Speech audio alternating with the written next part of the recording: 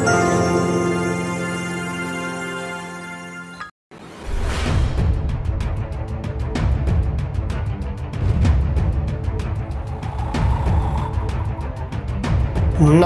मैं पंकज दुबे और आप देख रहे हैं सागर टाइम्स न्यूज। ये तस्वीरें जो आप देख रहे हैं, ये तस्वीरें चौंकिएगा नहीं देखकर, क्योंकि ये तस्वीरें विकास की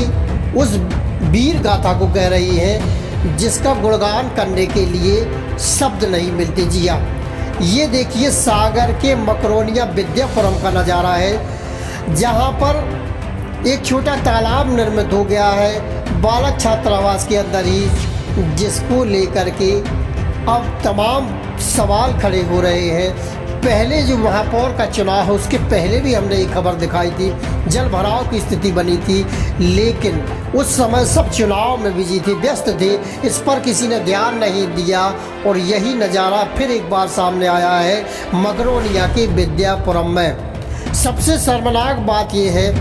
कि पार्षद बीजेपी का, विधायक बीजेपी से, सांसद बीजेपी से और यहाँ तक कि मुख्यमंत्री बीजेपी का होने के बावजूद भी लगातार विजय गाथा लिख रही है बीजेपी, लेकिन मकरोनिया के विद्यापुरम में शासकीय अनुसूचित जाति बालक छात्रावास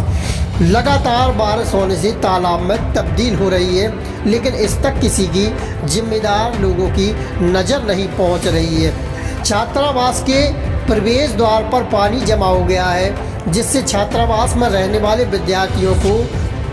आवागमन में दिक्कतें हो रही हैं। विद्यार्थियों का कहना है कि छात्रावास के पास शासकीय नाले की ज़मीन पर कुछ लोगों ने अतिक्रमण करके निर्माण कर लिया है, जिस कारण छात्रावास परिसर में पानी जमा हो रहा है और बारिश के पानी की निकासी की व्यवस्था नहीं है। विभाग के अधिकारियों को कई बार शिकायत की जा चुकी, लेकिन अब तक कोई निराकरण नहीं हुआ। ये बेहद ही शर्मनाक है। हम आपको बता दें, लगभग 40 विद्यार्थी परेशान हो रहे हैं रोज़ाना, और इस तरीके की तस्वीर उस शहर से आ रही है जिसको हम स्मार्ट सिटी कह रहे हैं। हालांकि ये मकरोनिया का नज़ारा है, लेकिन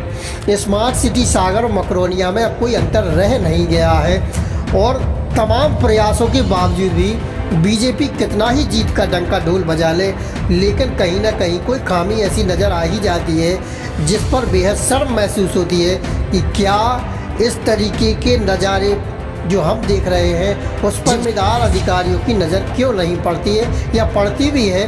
तो अतिक्रमण हटाने की ज़रूरत क्यों नहीं की जा रही है। और नाले पर जो अतिक्रमण किया गया है, लोगों का कहना है, उसको हटाने के लिए क्यों प्रयास नहीं किए गए अभी तक। हालांकि इस तस्वीर के बाद कलेक्टर ने संज्ञान लिया है, सागर कलेक्टर ने, और उन्होंने आश्वासन दिया है कि यहाँ पर जो अतिक्रमण किया गया उसको हटाया जाएगा, निश्चित तौर पर कार्रवाई की जाएगी और जो संभव प्रयास होगा मदद की जाएगी। लेकिन शर्मनाक उन नेताओं के लिए है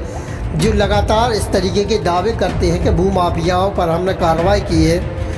लेकिन कहीं ना कहीं ये एक बड़ा सवाल खड़ा हो जाता है कि उनकी कार्यप्रणाली पर। पानी भरा है हमारे यहाँ के वार्ड के पास, हमारे साथ में थे, और वहाँ के